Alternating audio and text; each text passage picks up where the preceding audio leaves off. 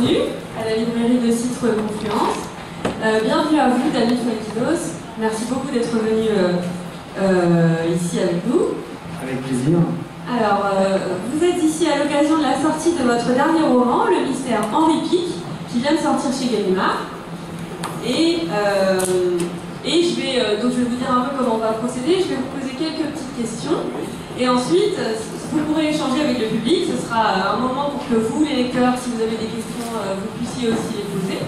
Et à la fin, on terminera par notre traditionnel petit questionnaire de Proust. J'ai pas prévu de réponse. Non, on ne fait pas toutes les questions. Ah oui, d'accord. Ok. Voilà. Avec plaisir. Alors, je vais vous présenter en quelques mots, même si je pense que pour beaucoup de personnes qui sont ici vous connaissent déjà bien. Vous êtes l'auteur de 14 romans, et notamment La Délicatesse, qui a été adaptée au cinéma, et aussi Charlotte, pour lequel vous avez obtenu le prix Renaudot et le prix Goncourt des lycéens. Je vais présenter aussi en quelques mots le roman avant de passer aux questions pour que vous puissiez bien comprendre un peu le cadre, le contexte. Donc ce roman, Le mystère Henri Pic, c'est un roman qui commence avec une jeune éditrice et un écrivain qui passent leurs vacances en Bretagne et qui découvrent un lieu qui les intrigue, la bibliothèque des Refusés à Crozon, dans laquelle tout auteur qui malheureusement n'a pas réussi à faire éditer son livre peut déposer son manuscrit. Et cette jeune éditrice tombe sur un roman qu'elle trouve vraiment bon et elle décide de le publier. Donc ce roman est publié, crée un vrai succès de librairie et crée aussi tout un point médiatique autour de l'auteur très mystérieux, puisque cet auteur est mort depuis 2 ans. Il était pizzaiolo, il tenait une pizzeria et personne ne l'avait jamais vu un livre à la main, ni en train d'écrire, ni voilà. Et donc le roman tourne autour de cette question de cet Henri Pic peut-il vraiment être l'auteur de ce roman d'amour élégant et érudit qui a si bien réussi et qui a été tant lu? Est-ce que c'est un auteur, un génie caché, ou est-ce qu'il s'agit d'une supercherie littéraire? Le roman passe de rebondissement en rebondissement, on est mené du début à la fin, et je ne vous donnerai pas évidemment la clé de l'énigme. Merci. C'est marrant, une libraire qui... Et donc à la fin il meurt, ne l'achetez pas, merci d'être venu. Oui, c'est vrai que c'est mon premier livre qui, vous avez raison, qui repose sur une enquête, sur une énigme, donc c'était assez amusant pour moi d'aller dans ce registre-là. Donc oui, ça repose justement sur cette enquête, et c'était assez excitant pour moi pour la première fois, puisque même si c'est un livre qu'on a, certains critiques ont rapproché de La Délicatesse ou d'une veine plus comique que j'ai pu faire précédemment, c'est la première fois que je tente un livre qui repose sur un mystère, et donc c'est assez plaisant de voir que les lecteurs jusqu'au bout ne savent pas la clé de la situation. Et j'avais, alors c'est moins palpitant que La Vérité sur l'affaire Harry Kéber, quand j'avais lu ce livre, j'en avais parlé beaucoup avec Ticker, ça m'avait vraiment impressionné ce savoir-faire. Le truc qu'il faut vraiment pas dire. Alors, une des premières questions que je me suis posée en lisant votre roman, c'est le fait que beaucoup de personnages tournent autour de l'univers du livre. On a l'éditrice, on a aussi un bibliothécaire, un critique littéraire. On a l'impression que vous rendez hommage à ces métiers, et en même temps, il y a aussi une satire quand même de l'univers de l'édition. Alors, quelle était votre intention en choisissant ce milieu-là pour votre roman, et cet univers-là du livre? Oui, alors beaucoup de gens ont vu une sorte de satire, alors que pas du tout, mais c'est vrai que vous n'êtes pas la seule à voir ça. Ce qui était très important pour moi, c'est que l'histoire de ce manuscrit, le destin de ce manuscrit, se déroule dans un cadre réaliste. Donc il est publié dans une maison d'édition parisienne, on retrouve certains journalistes comme François Bunel dans mon livre, mais pour moi, c'est pas du tout un livre à clin d'œil ou à dénonciation d'un univers, puisque j'avais simplement besoin qu'on raconte ce qui se passe quand un livre sort, marche, même si j'ai des lecteurs qui m'ont dit avoir bien aimé l'idée que je raconte un peu les coulisses de la publication d'un livre. Mais là, vous avez raison, c'est que c'est un livre qui vraiment parle aussi de mon amour de la littérature et de tout le milieu littéraire au sens large, c'est-à-dire des libraires, des bibliothécaires. Le bibliothécaire principal est étonnant parce que vraiment il met toute sa vie, toute son énergie au folâtre et foutraque, vraiment pour que les lecteurs lisent des livres. Il y a cette jeune éditrice, elle est représentant, et puis il y a aussi quelque chose qui, moi, a été très important, puisque c'est un livre aussi sur la littérature, c'est que le manuscrit de cet auteur, Henri Pic, qui s'appelle Les dernières heures d'une histoire d'amour, va avoir des conséquences sur la vie de nombreux lecteurs, et notamment sur de nombreux couples qui eux-mêmes vont avoir à se poser des questions quant à des interrogations quant à leur survie amoureuse, leur séparation ou non, des choix d'ordre sentimental. Et symboliquement, pour moi, c'était important qu'un roman, par sa puissance assez symbolique, puisse avoir des répercussions sur la vie des lecteurs. Donc tout ça fait que je parle beaucoup des livres, de la vie littéraire, de ce que c'est d'écrire, tout en ayant un personnage principal qui est ce fameux Henri Pic, dont le manuscrit est découvert dans la bibliothèque des livres refusés. Ce que vous racontez, c'est une vraie bibliothèque qui existe aux États-Unis, et c'est le point de départ de mon livre. C'est là où j'ai été vraiment fasciné par cette idée que je trouvais belle et poétique, d'un endroit dans une bibliothèque où chaque personne qui écrit, qui ne trouve pas forcément de lecteur, de preneur, d'éditeur, puisse aller poser le fruit de son intimité, de ce qu'on ressent, presque comme une bouteille à la mer, en se disant que peut-être quelqu'un un jour viendra lire. Et moi j'ai imaginé la version bretonne, au fin fond du Finistère, parce qu'il faut aller déposer personnellement son texte. Je trouvais ça assez beau de traverser la France et d'aller finalement mettre fin à une forme d'ambition. Et les gens déposent leur texte. Et c'est là que cette jeune éditrice, qui rencontre avec cette histoire de bibliothèque des livres refusés, va découvrir un manuscrit qu'elle trouve extraordinaire, écrit par un certain Henri Pic. Les dernières heures d'une histoire d'amour, elle est bouleversée par ce livre, et elle va donc enquêter pour savoir qui était cet homme. Elle découvre qu'il est mort 2 ans auparavant, qu'il était pizzaiolo, il tenait la pizza de Crozon, dans le Finistère. Selon sa femme, sa veuve, il n'a jamais lu un livre de sa vie. Et ce que vous venez de dire, voilà, c'est ça, c'est que le livre, non seulement va toucher les gens, mais aussi on aime le roman du roman. Je parle de toutes les histoires qu'on aime, c'est-à-dire le fait qu'on est souvent autant intrigué par la personnalité ou le contexte de l'auteur ou d'autres artistes. Ce livre a été inspiré par l'histoire de Viviane Meyer, qui est une photographe, qui est maintenant une des photographes les plus cotées au monde, qui est morte, qui était babysitter, nounou. Et toute sa vie, elle a pris des photos extraordinaires. Et après sa mort, on a découvert des milliers de clichés. Et c'est vrai que si c'est une photographe aussi connue actuellement, c'est aussi parce que son histoire est fascinante et sa personnalité. Et c'est vrai que c'est tout à fait possible qu'un homme qui n'ait pas eu l'envie de la lumière ou de faire partager ce qu'il avait au plus profond de lui-même, ait écrit ce livre dans le secret et puis l'a déposé dans cette bibliothèque des livres refusés, en se disant que peut-être un jour le lira. Alors est-ce que cette histoire est trop belle? Au bout d'un moment, un journaliste, entre autres, va commencer à mettre en doute l'histoire officielle, et c'est là que l'enquête pour savoir qui était Henri Pic et est-ce que c'est bien lui qui a écrit ce livre commence. Merci beaucoup pour toutes ces précisions.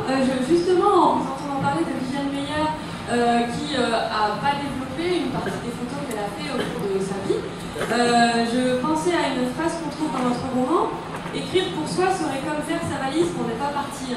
C'est ce que dit le narrateur à un moment. Et du coup, est-ce que dans le cas de Viviane Meyer, par exemple, pour ces photos, elle n'a pas eu besoin d'un regard? On se demande si Henri Pic a eu peut-être déposé son texte sans même jamais l'avoir déposé à un éditeur, donc il n'avait pas non plus besoin d'un regard de lecteur. Qu'en pensez-vous? Est-ce que l'écrivain il a besoin du regard du lecteur ou il peut écrire juste pour lui? Oui, c'est intéressant. C'est vrai que quand j'écris cette phrase, écrire pour soi, c'est comme faire sa valise sans partir. J'ai toujours le sentiment que n'importe quel acte artistique, c'est une démarche vers l'autre. C'est un chemin vers l'autre.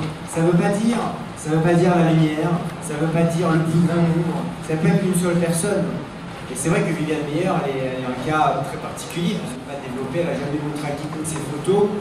Et là, on est dans l'ambiguïté de ce qu'elle pense elle-même de son talent et de sa création. Et c'est ce qui fait sa personnalité vraiment fascinante. En revanche, pour Henri Pic, moi je me dis que même si on écrit pour soi, parce que de toute façon c'est lié à une nécessité. On ne se dit pas qu'on écrit pour être, on se dit pas qu'on va être publié, qu'on va pouvoir avoir des lecteurs, de pouvoir vivre de l'écriture, c'est totalement absurde. Moi j'ai écrit entre 15 et 25 ans sans penser qu'un jour je serais publié, encore moins que je pourrais avoir la chance de pouvoir vivre de ce que j'aime. C'était avant tout organique, c'était une question de nécessité. Et c'est vrai que Monsieur Pic, finalement, même s'il ne montre à personne, le simple fait de déposer son livre dans la bibliothèque des livres refusés, je trouve que c'est une démarche vers l'autre. Il y a une mode actuelle, vous savez, de laisser un livre sur un banc. J'adore cette idée en se disant, voilà, peut-être que quelqu'un va le lire. Voilà, c'est une transmission par les mots. J'ai toujours le sentiment que le fait d'écrire, c'est une rencontre entre l'imagination d'un écrivain et la sensibilité d'un lecteur. Et c'est un point de rencontre entre les deux. Et ça peut être une seule personne. Et donc je ne crois pas qu'on puisse écrire uniquement pour soi. Même si ça peut faire du bien, même si c'est important, il y a quand même de toute façon une adresse, fût-elle potentielle ou pas réelle, je crois, vers Vous parliez tout à l'heure de l'amour qui est présent dans votre roman et de l'effet que ce roman d'Henri Pic va avoir sur le couple de nombreuses personnes, sur leur histoire d'amour qui commence ou qui se termine. Est-ce que l'amour est un thème important pour vous? Est-ce que c'est un thème important au moment où vous construisez vos personnages, au moment où vous construisez votre intrigue? Pourquoi? Et pourquoi, si c'est le cas? Bah oui et non en fait, c'est-à-dire que je me suis rendu compte que c'est une thématique qui revient dans certains de mes romans, bien sûr, dans La délicatesse ou de séparation. Évidemment, Charlotte, au cœur de sa vie, il y a aussi une grande histoire d'amour. Moi j'aime raconter des histoires de vie, j'aime raconter des histoires les histoires de mes personnages, et il arrive qu'effectivement souvent, dans leurs interrogations, il y a l'aspect sentimental. Mais je me dis pas, je vais écrire un roman sur une histoire d'amour, même si dans ce livre-là, il y en a beaucoup. Il y a plusieurs histoires d'amour, parce que le livre d'Henri Pic raconte les dernières heures d'une histoire d'amour. J'aimais bien cette idée de raconter les derniers instants d'un couple, tout en racontant l'agonie du poète russe Pouchkine, de mêler la littérature et finalement la fiction. Et c'est vrai que ce livre parle autant de qu'est-ce qu'on laisse comme trace, est-ce qu'on cherche à tout prix la lumière, qu'est-ce que c'est d'écrire, d'exprimer ce qu'on a en soi, est-ce qu'on n'a pas toute une énergie aussi pour, comment dire, parfois on passe notre vie à comprendre pourquoi on agit dans un sens. Il y a beaucoup de réflexions sur les façons dont on mène sa vie aussi dans ce livre-là. Donc forcément la vie amoureuse a une part d'importance. Moi c'est pas mon domaine de prédilection, même si le succès de La délicatesse m'a beaucoup associé à la sentimentalité, et tant mieux, j'aime parler des femmes, j'aime parler comment dire, des interrogations qu'on peut avoir d'une manière générale dans la vie sentimentale. Mais là, principalement, mon idée, c'était l'idée du destin d'un livre. Du destin d'un livre et de enquêter sur une personnalité mystérieuse. Et l'idée que l'homme qui va enquêter, qui est une sorte de journaliste un peu dépressif en déclin, va avoir la certitude qu'il doit aller suivre un chemin, et c'est seulement au bout du chemin qu'il va comprendre que sa certitude était peut-être bonne, mais pas pour les raisons qu'il imaginait. J'aime bien que les personnages soient confrontés aussi à des surprises. À propos de ce Pizzaiolo, justement, ce personnage mystérieux d'Henri Pic, finalement, il me semble que dans ce roman, une des questions passionnantes qui se pose, c'est est-ce qu'un homme, un Pizzaiolo sans bagage littéraire, quelqu'un qui n'a jamais lu, peut être un grand écrivain? Est-ce que l'écriture peut surgir comme ça? Ou est-ce qu'avant d'écrire, on est forcément un lecteur, on a forcément rencontré avant la littérature sous différentes formes? Qu'en pensez-vous? Je ne sais pas vraiment, surtout qu'il y a des exemples extraordinaires d'auteurs autodidactes et puis d'autres incroyablement érudits qui font des livres poussifs. Il n'y a aucune généralité dans l'acte de création. Ce qui m'intéresse, c'est dans mon livre, j'évoque plutôt l'idée qu'on peut être incompris. On peut être incompris. C'est vrai que je fais la liste d'auteurs célèbres qui ont été refusés, à commencer par Proust. Je fais aussi la liste de tous ceux qui comment dire, je cite quelques exemples du roman. On parle d'Iliade Meyer, mais je parle de Kennedy Toole dans mon livre, qui est un jeune écrivain de 31 ans, enfin qui s'est suicidé à l'âge de 31 ans, désespéré de ne pas être publié, désespéré de ne pas être compris finalement. Et c'est vrai qu'après sa mort, c'est sa mère qui a repris le flambeau et qui s'est battue pour que son fils soit publié. Elle a dormi sur le paillasson des éditeurs. Et finalement, elle a réussi à publier le livre de son fils et La Conjuration des Amicis, c'est un des plus connus maintenant. Donc, pour moi, c'est pas. Je ne crois pas qu'on puisse dire, évidemment, on peut avoir le talent inné, on peut avoir quelque chose qui nous dépasse. Et souvent, l'écriture, c'est une question qui n'a pas forcément un lien avec l'intelligence.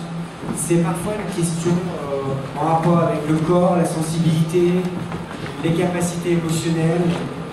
Et c'est tout à fait possible qu'un homme comme Henri Pic, qui n'a pas passé sa vie dans les livres, ait pu à un moment donné écrire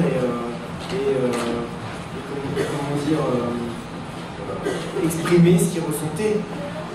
Moi je sais que je suis issu d'une famille pas du tout littéraire, et pas du tout un livre chez moi. On imagine que les écrivains naissent dans des familles avec, on allait tous les week-ends aller voir un expo, on était baignés par la culture. Moi j'avais pratiquement pas lu avant l'âge de 16 ans, et c'est vrai que après c'est vrai que j'ai beaucoup lu, mais j'ai commencé à écrire à un moment donné où les armes littéraires c'était aussi improbable que d'aller sur Mars.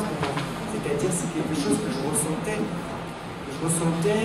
et c'est toujours pareil d'ailleurs. Toute ma vie littéraire, elle n'est pas forcément liée à une pensée, à une réflexion. La délicatesse, c'est un livre que j'avais le sentiment d'écrire avant de commencer, et puis après, mon inspiration m'a amené vers les souvenirs, et après une comédie sur le mal de dos, et puis après Charlotte, qui est un livre qui a été guidé par la fascination, par l'admiration pour la beauté, l'intelligence et la puissance de cette femme. Et à chaque fois, c'était un chemin qui fait que c'est un renouvellement permanent. Et après Charlotte, j'ai eu le sentiment d'être dans la capacité totale d'écrire. De ne plus avoir d'idées, de ne plus avoir de désir, d'être dans un brouillard assez confortable, parce que ça ne me manquait pas spécialement d'écrire, parce que j'étais épuisé après Charlotte. Et puis, je vous dis ça parce que le mystère Henri Pic est arrivé parce que j'ai découvert cette histoire de bibliothèque des livres refusés, mais c'est arrivé d'une manière improbable parce que c'est encore un livre qui, même si on reconnaît mon énergie littéraire, on aime ou on n'aime pas, je veux dire, mais on la reconnaît, mais c'est encore un livre différent, puisqu'il y a une enquête, c'est un livre qui est construit différemment, et c'est encore un livre qui a été porté non pas par la réflexion ou l'intelligence, mais le sentiment d'être porté vers une nouvelle énergie, l'énergie du rebond, puisque j'avais le sentiment de plus écrire. Merci beaucoup David Fuenquinos. Alors du coup maintenant, j'ai assez parlé et assez posé de questions, ça va être à votre tour. Donc je vais passer le micro.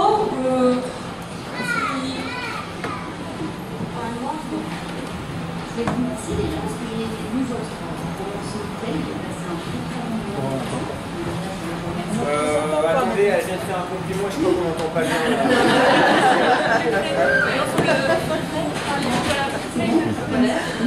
vous disais que j'avais passé un très bon moment de lecture. Vous l'avez entendu là. Merci. J'avais des questions à vous poser, je voudrais savoir comment vous aviez vécu de vos ouvrages. Oui, d'accord. Et puis de savoir si vous aviez des retours littéraires sur le livre, parce que moi, vous avez parlé tout à l'heure de vos lecteurs sur les initiatives de l'édition. Moi, c'est un peu comme ça quand même. Ah oui.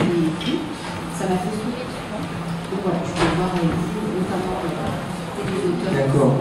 Ouais, alors, la première question, d'abord merci, c'est gentil. La première question sur les refus, bizarre, enfin oui, j'ai été refusé mon premier, mais il a été refusé partout sauf par Gallimard. Donc c'était, j'ai cru que c'était une blague parce que le comité de lecture de Gallimard m'a appelé 4 mois après toutes les autres réponses. C'était mon premier roman qui s'appelait Inversion de Livio aussi. Enfin, je vous le conseille pas. Les premiers romans, d'une manière générale, je ne les conseille pas. Je les trouve trop foutraques. Mais par contre, on a retrouvé la note de lecture par rapport à ce roman qui disait c'est un peu bordélique, mais ça vaut le coup d'essayer. Et c'est vrai que cet homme-là, qui a aussi écrit Jean-Marie Laclatine, a changé ma vie. Parce que d'un coup, il y a un éditeur sur mon texte. Et ça a été une belle aventure parce que j'ai beaucoup de livres qui n'ont pas beaucoup marché. Gallimard était derrière moi, et c'est vrai que quand j'ai eu le Renaudot pour Charlotte, parce que 15 ans après, toute la maison était heureuse parce que c'était toute une aventure qu'on avait traversée ensemble. Alors il y a des moments, il ne faut pas croire qu'une fois qu'on a publié un premier roman, on est toujours accepté. Moi, après le potentiel érotique de ma femme, alors qu'il avait un petit peu marché surtout grâce au titre, mon 4e roman, Gallimard me l'avait refusé. Donc, vous savez, on est tout le temps dans cette instabilité. Même si j'ai été capable d'écrire des romans, je ne sais pas si je pourrais en faire un autre, j'ai aucune idée. Donc voilà, j'ai déjà été refusé. Mais l'autre question, alors c'est vrai que ça parle du milieu littéraire. Alors, c'est très étonnant parce que souvent les gens, quand ils lisent un livre, ont leur propre perception des choses. C'est normal. Et je vais vous raconter, alors, par exemple, à un moment donné, Bec BD, dans mon livre, alors, encore une fois, c'est pas du tout un roman appelé, j'ai la chance d'être beaucoup traduit, on peut lire mon livre dans d'autres pays sans savoir qui sont ces personnes.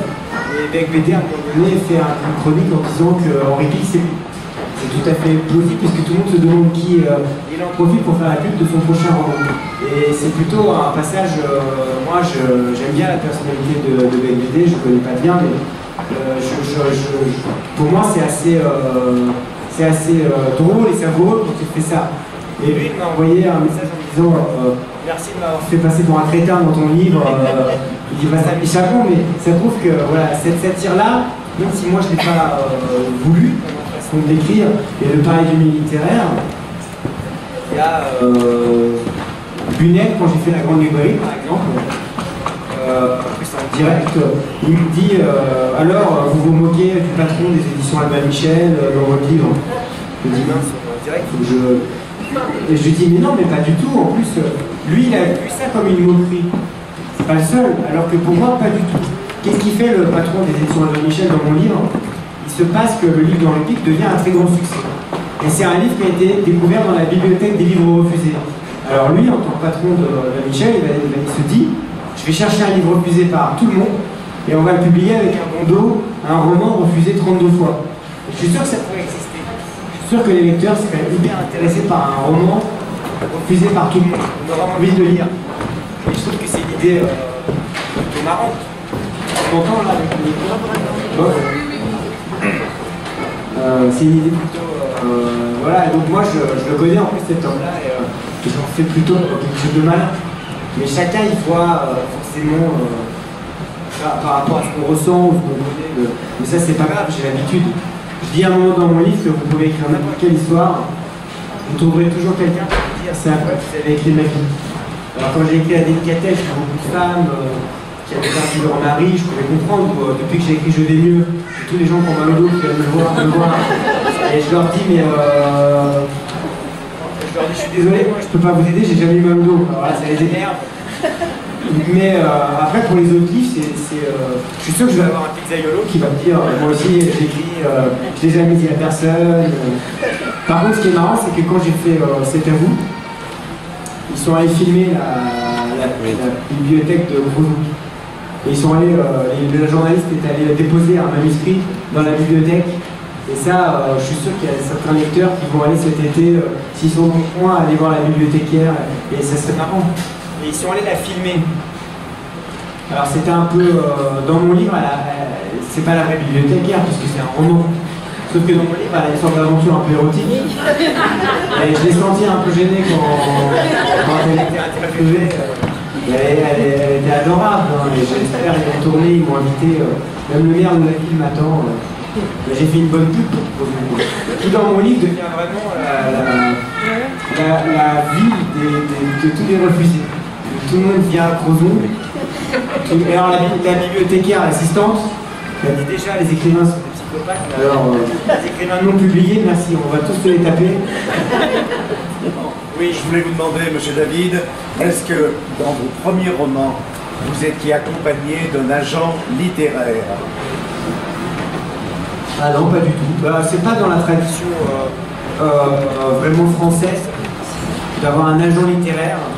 Après, quand on a beaucoup de succès, il y a quelques écrivains qui ont des agents littéraires, bon, on peut se présenter, mais les premiers romans, c'est assez rare. C'est vrai que aux États-Unis, dans les pays anglo-saxons, c'est jamais un auteur qui va démarcher les éditeurs, mais il doit trouver un agent qui, lui, va s'en charger.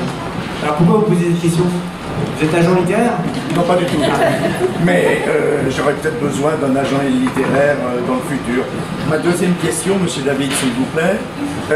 Est-ce que vous pensez que c'est utile de protéger son manuscrit par le biais de la Société des gens de lettres? Voilà, on sent l'homme qui écrit. La prochaine question, avez-vous le mail de votre éditeur? Non, mais alors je sais pas vraiment, parce que je pense que par sécurité, c'est mieux. Mais honnêtement, il y a très peu de cas de vol d'idées ou de manuscrits. C'est assez peu connu. Ça arrive beaucoup dans le cinéma. Il y a beaucoup de procès, parce qu'une idée, c'est plus facile à piquer. C'est-à-dire que quand vous avez un scénario, vous l'envoyez dans les boîtes de prod, il y a pas mal de producteurs qui peuvent le lire et disent ah c'est super, je vais le donner à quelqu'un d'autre qui va changer un peu l'histoire et c'est fini pour le scénario original. Là il faut protéger. Un roman, c'est quand même très très rare. Mais si vous êtes un peu suspicieux, inquiet, faites-le, hein, c'est pas très compliqué. Hein. Moi je l'avais fait. Sans que ça soit un plagiat, bien sûr. Pour le bouquin qu'on écrit. Après, ça dépend de ce que vous écrivez. Si c'est une autobiographie, ça sera facile de prouver que c'est un plagiat. Mais si c'est une œuvre de fiction, bon, c'est très très rare. Honnêtement, il n'y a pas beaucoup de pillage. Il y a des rumeurs parfois, ici ou là, mais j'y crois pas beaucoup.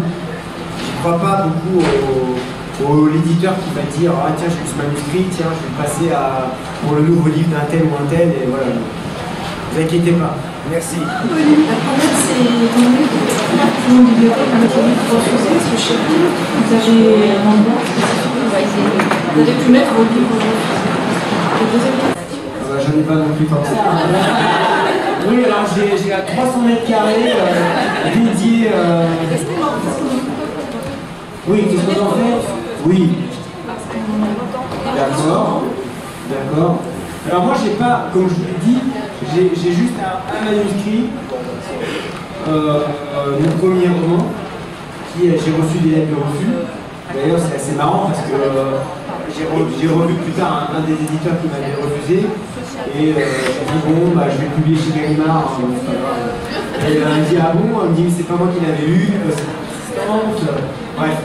Par contre, j'ai des œuvres de jeunesse absolument pathétiques. Et là, ça prend pas beaucoup de temps. J'ai un tiroir où j'ai gardé mes livres comme ça. Je pense qu'il y a des livres qui sont, en ce qui me concerne, qui ont été un chemin qui m'ont amené avec comme des préliminaires ou des brouillons d'entraînement à mes premiers romans. Mais d'ailleurs, je trouve que mes premiers romans sont vraiment très éloignés. Ils sont plus proches de mes. Je les considère presque comme. Et alors, la deuxième question. Est-ce que vous avez une personnalité inspirée comme ça? Ah, une personnalité, non. Non. Alors, d'abord, les notes, non. Enfin, si, peut-être, je sais pas. Très honnêtement, j'ai aucune idée de ce que je vais écrire par la suite. Donc, j'ai 41 ans, je ne sais pas combien de temps j'ai devant moi, combien de livres j'ai devant moi. Peut-être que. Mais c'est vrai que le fait d'avoir écrit sur Charlotte, qui a été un travail de telle intensité, qui a été 10 ans de ma vie, je vis encore avec elle. Là, je suis en train d'écrire le scénario, le livre sort dans plein de pays. Je pourrais m'empêcher d'écrire sur quelqu'un d'autre pour que finalement ça reste quelque chose le plus fort, puisque c'est le livre le plus important à mes yeux. Du coup, il demeurera sur moi. Donc, je ne peux pas vous dire ce que je fais avec elle. Et Lennon et Charlotte ne sont pas à mettre sur le même niveau dans mon esprit, parce que Lennon, j'étais un fan, et j'avais envie d'écrire un livre sur lui, et évidemment, j'ai des personnes qui pouvaient la lire. Charlotte s'était abîmée par les histoires, c'est un peu fort, mais la tristesse de voir qu'elle était publiée, c'était quelque chose qui raconte aussi dans le livre mon rapport à elle, pourquoi elle me touche autant, et pourquoi ce que j'ai éprouvé avec elle, avec son œuvre, et avec tout ce qui s'est passé depuis la publication du livre, quelque chose qui, à mon avis, marquera le moment le plus important de la vie littéraire. Là, j'ai eu des inaugurations de plats commémoratifs là où elle a vécu. En Allemagne, aux États-Unis, là, il y a une expo-ministre que j'ai inaugurée. Voilà, je suis encore. Parfois, on me demande si j'en ai pas marre de parler d'elle. Non, ça va. D'ailleurs, j'ai fait beaucoup d'émissions pour le dernier roman, mais à chaque fois, je revenais sur Charlotte. Et bon, chez Gallimard, c'était un nouveau livre. Bonjour David. Ça va bien? Ça va bien, merci. Oui, ma question c'était est-ce qu'il y a un projet qui sommeille de nouvelle adaptation cinématographique De nouvelle adaptation cinématographique? Oui, plusieurs.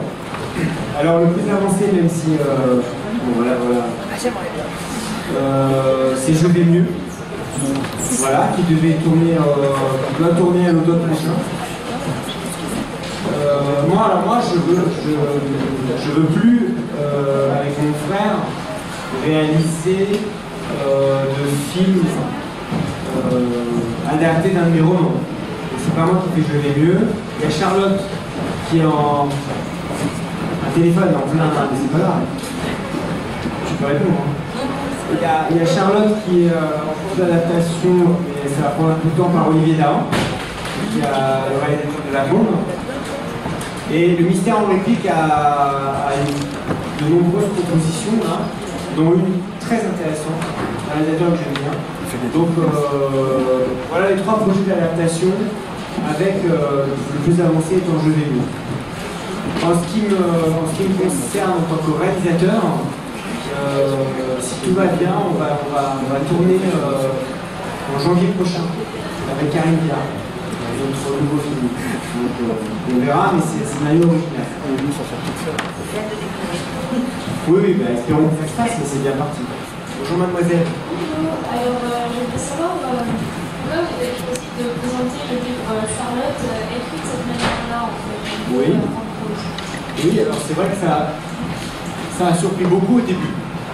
Je peux vous dire que quand le livre est sorti, tout le monde ouvrait le livre, tu sais c'est quoi cette façon d'écrire. Et c'est vrai que les libraires ont été très importants en disant au lecteur lisez-le, c'est le livre préféré du libraire à la rentrée 2014.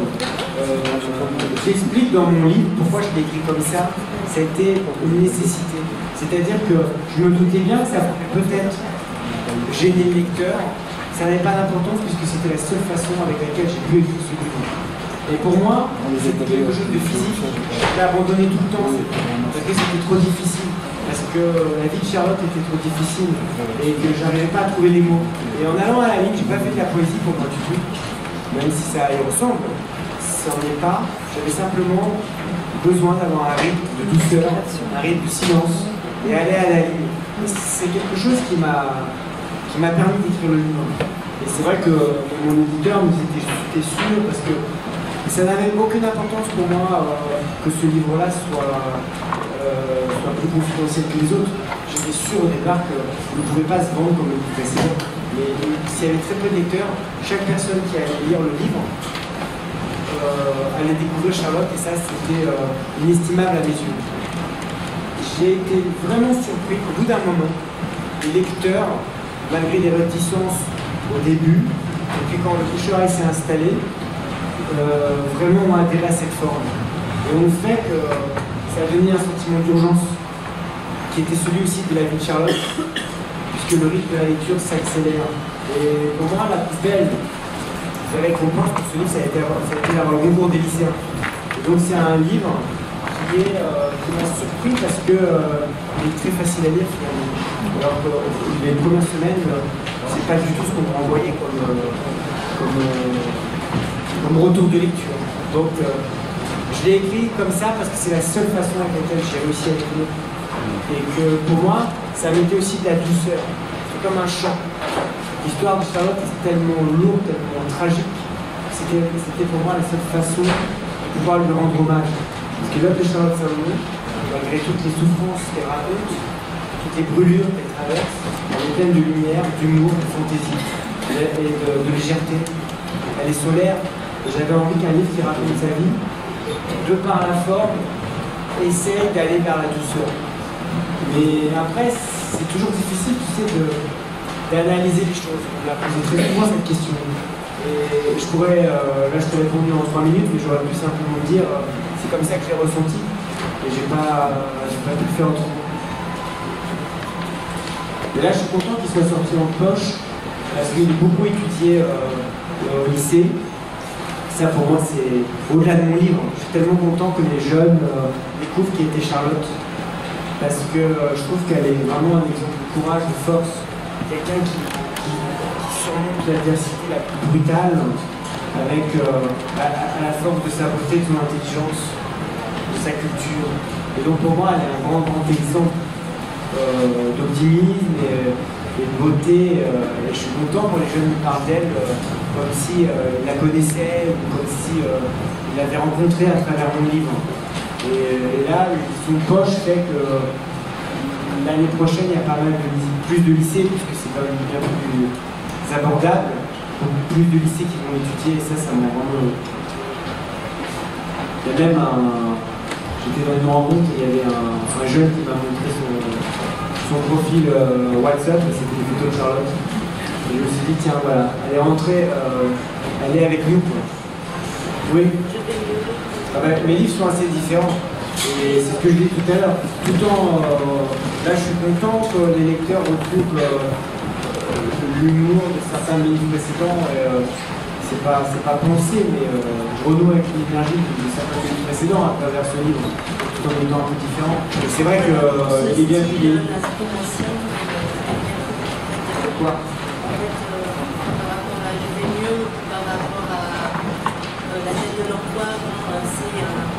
Ben, on ne sait pas, moi j'ai raconté tout à l'heure que ce livre il est vraiment venu à un moment où je n'écrivais pas depuis presque 1 an, en découvrant cette... on ne peut pas se dire tiens j'ai envie d'écrire, il faut que je trouve une nouvelle idée. Si on est à sec, on est à sec. Et je suis tombé en fait, voilà comment on est venu tout simplement. Je crois dans le livre de Baudrillard, la bibliothèque des livres refusés. Et au même moment, comme j'étais en train de voir un documentaire sur Viviane Meyer, paf, l'histoire est née comme ça et c'est parti. Et j'ai tout de suite imaginé un manuscrit qu'on retrouve et après pourquoi. Et après voilà, ça s'explique pas plus que ça, l'imagination c'est difficile de... Mais c'est un livre qui était particulier puisque comme c'est un livre qui repose sur une enquête avec des rebondissements, Pivot il m'a traité de titre dessus. Dans son article, je m'amuse forcément. C'était un livre qui était donc structuré avant l'écriture. Voilà.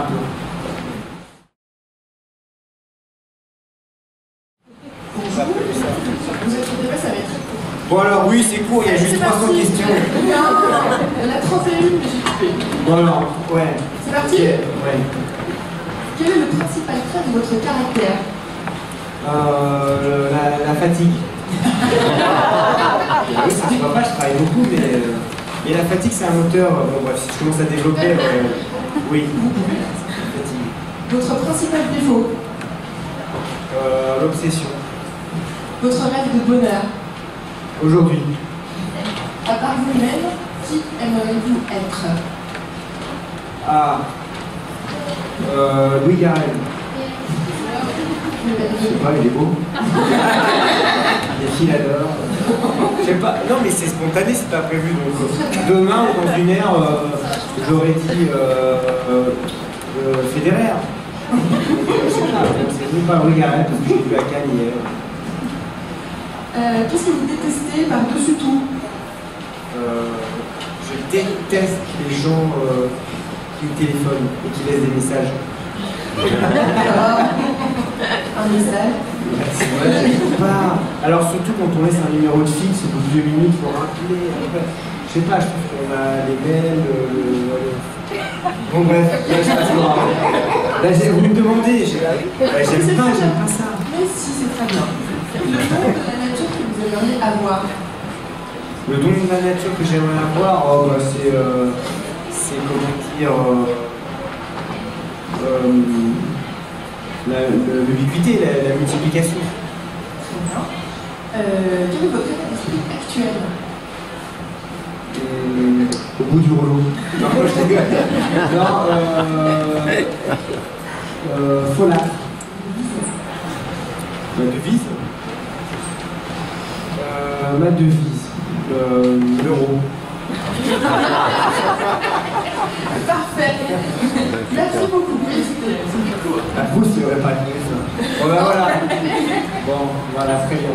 Je te dirai lesquels couper. Bon ben merci à vous.